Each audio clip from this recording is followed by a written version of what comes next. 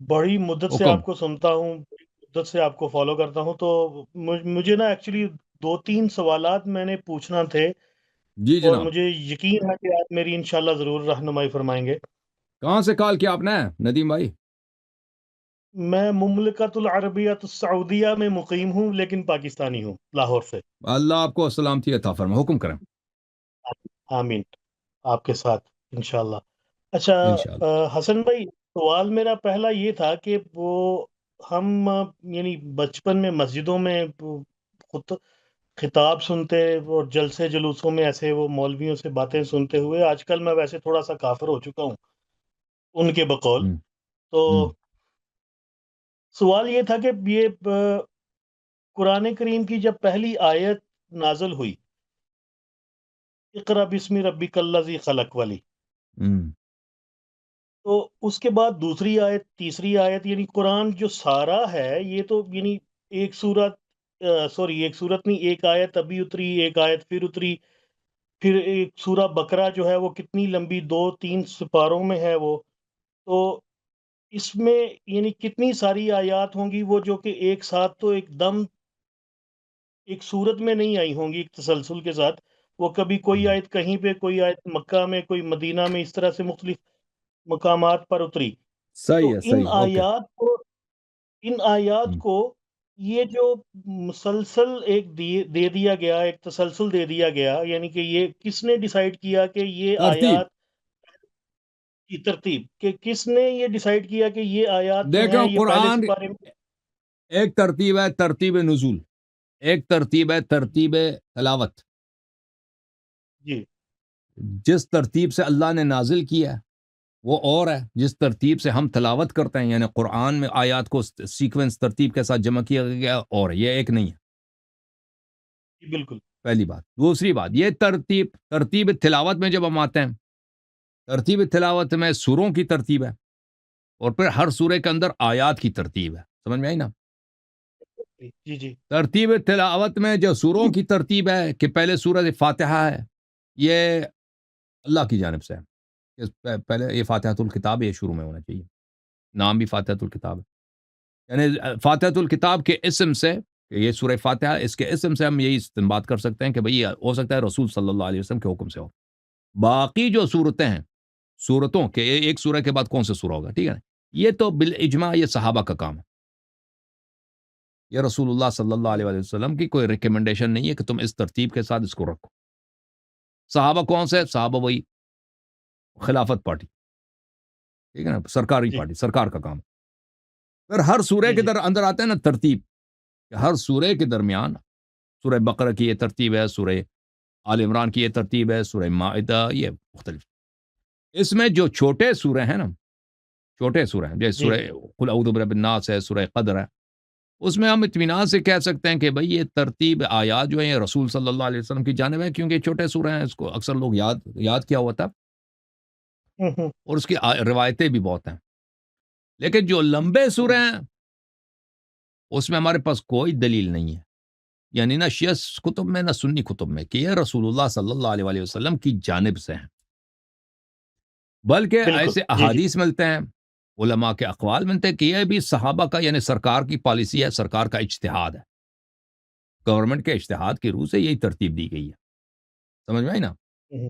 تو اگر کوئی یعنی شخص اس وقت اب کوئی شخص ادعا کرے کہ نہیں ترتیب قرآن جو ہے، ترتیب نزول، ترتیب جمع ایک ہے، تو وہ بیوقوف آدمی، اس کو کچھ پتہ ہی نہیں. ترتیب ہوں۔ اب ترتیب سور جو ہیں یہ رسول صلی اللہ علیہ وسلم کی جانب سے، سوروں کی ترتیب بالکل نہیں. سوروں کے اندر جو بات ہے، سوروں کے اندر جو آیات ہیں، ٹھیک ہے نا، اس میں بہت سارے شواہد ہیں کہ یہ صحابہ کا، سرکار کا اجتہاد ہے. اوکے، یعنی اس کی رائے، اس کی صلاح دی، جی اسے اپنے پالیسی پہ یہ لگا دی، ادھر ادھر لگا دی، ٹھیک ہے نا. یہ ہوں۔ یعنی کسی ایک کسی ایک شخص کی آقا کریم صلی اللہ علیہ وآلہ وسلم کے بعد، یعنی ان کے بعد ہی یہ ترتیب دی گئی، اور کسی سرکاری دیکھیں بادشاہ نے ہی رسول کی۔ صلی اللہ علیہ وآلہ وسلم کے زمانے میں قرآن کو جمع نہیں کیا گیا تھا نا، تو رسول جی جی صلی اللہ بالکل۔ علیہ وآلہ وسلم نے ذمہ داری لگائی تھی اہل بیت علیہ السلام کی، امام امیر المؤمنین علیہ السلام کو، کہ وہ قرآن جمع کریں. انہوں نے جو قرآن جمع کی تو صحابہ نے کہا کہ یہ آپ کی قرآن کو ہم کیا کریں، بھئی اس کی ضرورت ہی نہیں، لے کے جاؤ، ہماری اپنی قرآن ہے. تو انہوں نے اپنی قرآن جمع کرنے کی کوشش کی نا، تو انہوں نے اپنی سیاست سے جمع کیا نا، اپنے انداز سے جمع کیا. جس بالکل شخص کی ذمہ داری تھی کہ وہ قرآن جمع کرے، امت نے اس کے قرآن کو ٹکرایا. اب لوگ کہتے ہیں کہ بھائی یہ کیا ہوا، یہ کیا ہوا، یہ بھائی کون سی نئی بات ہے؟ تورات اللہ کی کتاب بالکل نہیں ہے، انجیل اللہ کی کتاب نہیں ہے، وہ اللہ نے بھیجا تھا نا. یہودیوں نے ان کے ساتھ کیا کیا تورات کے ساتھ؟ ہمارا تو ایمان ہے کہ تورات اللہ کی کتاب ہے، جیسے قرآن اللہ کی کتاب، بالکل ہمارا ایمان ہے. تو انجیل اسی طرح، زبور اسی طرح. جو اس کو نہ مانے وہ کافر ملعون ہے. تو اس کو چینج کیا گیا، اس کے جی ساتھ فراڈ کیا گیا. اگر قرآن کے ساتھ ہو جائے تو کون سی نئی بات ہے؟ جی ایگزیکٹلی. سر. اور حسن بھائی دو سوال اور ہیں، میں آپ سے جی جی، 2 منٹ بسم اور اللہ لوں گا بسم پھر. اللہ، بسم اللہ. جی میں پہلے کویت میں رہتا تھا، پھر دبئی میں بھی، اور ابھی میری کمپنی نے ٹرانسفر ادھر سعودی میں کیا. تو میرا نا انڈین لوگوں کے ساتھ کافی سارے دوست ہیں اور بہت زیادہ پیار ہے ان کے ساتھ. اور کبھی ہم، کبھی یعنی ان میں سے زیادہ اکثریت کرسچنز بھی ہیں، اور جو مسلم ہیں وہ بھی وہ اسی طرح کے ہم، مسلم ہیں نا. تو ہم،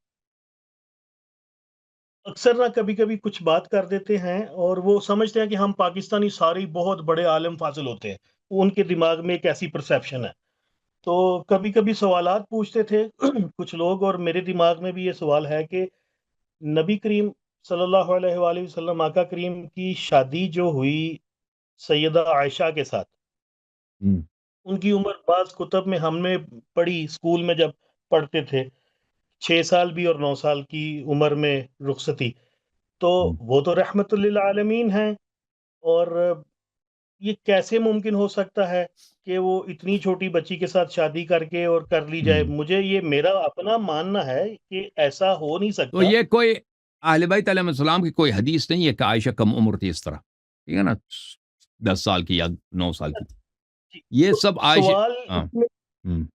جی اس میں سوال یہ تھا سر کہ مجھے ایسا لگتا ہے کہ جیسے ہم سادات کے گھرانوں میں گاؤں میں بچے چلے جاتے برتن شرتن گھر کا صفائی جھاڑو پونچھا کرنے کے لیے، کوئی ایسی سٹوری تو نہیں ہے کہ میں آپ کو بتاتا ہوں نا، یہ عائشہ جو تھی نا، یہ نبی صلی اللہ علیہ وسلم کے بعد بہت عرصے زندہ رہی ہے. نبی صلی اللہ علیہ وآلہ وسلم کی وفات ہے سنہ 10 کے اختتام پر، اور سنہ 11 کے آغاز پر ہجری. عائشہ کی وفات ہے سنہ 57، یعنی تقریباً یہ عورت اس نے تقریباً 50 سال نبی کریم صلی اللہ علیہ وسلم کے بعد زندہ رہی ہے، ٹھیک ہے نا. اور نبی صلی اللہ علیہ وسلم کے ساتھ اس کی شادی سنہ 2 سنہ 3 اس طرح ہوئی ہے. تو عورتوں کی جیسے خواہش ہوتی ہے نا کہ اپنے آپ کو کم عمر ظاہر کریں، ایگزیکٹلی جی. یہ تو ہر کو پتہ ہے کہ کوئی عورت نہیں کہتی کہ میں بڑھیا ہوں، میں بوڑھی ہوں. وہ تو ان کی خواہش یہی ہوتی ہے کہ ان کو جوان کہا جائے. اور کیونکہ نبی صلی اللہ علیہ وسلم کی 10 بیویاں تھیں، تو ان میں سے اکثر بیوائیں تھیں نا، تو ان میں اپنے آپ کو سب سے بہتر ظاہر کرنے کے لیے کہ میں سب سے کم عمر ہوں، میں کنواری، یہ ان کی اپنی کوششیں ہیں. محترمہ کی اپنی جی کوششیں ہیں. انہوں نے اپنی کوششوں سے اپنے نبی صلی اللہ علیہ وسلم کو خراب کیا بالکل، کہ بھئی میں 6 سال کی تھی تو انہوں نے یہ کہ میرے ساتھ یہ کام کیا، ٹھیک ہے نا، شادی کی. اور بہت ہی جی ٹھیک. بہت ہی غلط احادیث کہ اس طرح نقل کی. اس کی وجہ یہ ہے، لیکن اس کی عمر کافی زیادہ تھی اور وہ مطلقہ تھی. عائشہ کی پہلے شادی ہو چکی تھی نبی صلی اللہ علیہ وسلم، ان کی اپنی کتابوں میں، کتاب طبقات ابن سعد میں عائشہ کی طلاق ہو چکی ہے. اور وہ ہاں، اس کے بعد نبی صلی اللہ علیہ وسلم سے اس کی نکاح ہوئی ہے. اس کے باپ نے اس کو وہاں سے بھگایا تھا. ابو بکر صاحب نے عائشہ کو اس کے شوہر کے گھر سے کسی طریقے سے اس کو بھگا کے نکالا تھا وہاں سے، اور نبی صلی اللہ علیہ وسلم کے سپورٹ کر دی، اس کی شادی کرا دی، ٹھیک ہے نا. وہ طلاق بھی نہیں ہوئی، یعنی بھگا کے لے کے آیا تھا. شاید وہ مشرک تھے، پتہ نہیں کیا حساب تھا. اس طرح ان کے اپنی حدیث میں موجود ہے. تو یہ اس کی عمر کافی زیادہ تھی، لیکن اس نے اس زمانے میں اس کا پوچھنے والا کون تھا نا، کیونکہ یہ ابو بکر کی بیٹی ہے. ابو بکر ان کا پہلا امام ہے، اور یہ نبی صلی اللہ علیہ وسلم کے بعد کافی عرصے زندہ رہی ہے نا. اس زمانے تک بہت سارے لوگ مرے تھے، جی بالکل.